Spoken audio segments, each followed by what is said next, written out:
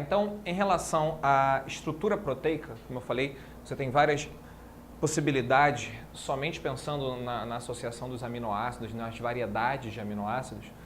Só que existe um outro conceito muito importante nas provas, que seria o seguinte. Você pode adotar a ideia de estrutura primária quando você olha apenas para a sequência de aminoácidos que é garantida graças à ligação péptica.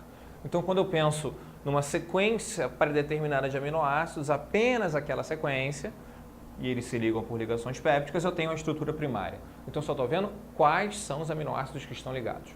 Agora, quando eu penso nas possibilidades das ligações de hidrogênio que podem acontecer, a interação que pode acontecer entre esses aminoácidos, eu percebo que eles não apenas ficam lineares, eles ganham uma disposição espiral.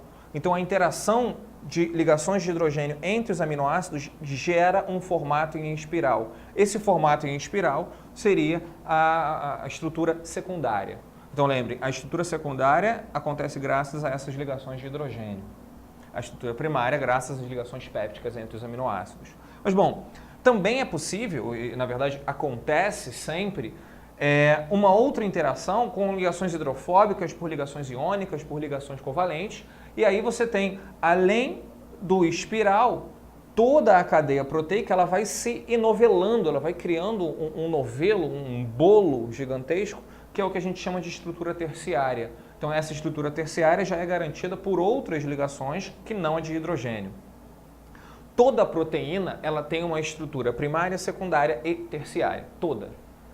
Agora, algumas proteínas elas avançam para uma outra estrutura que é a quaternária.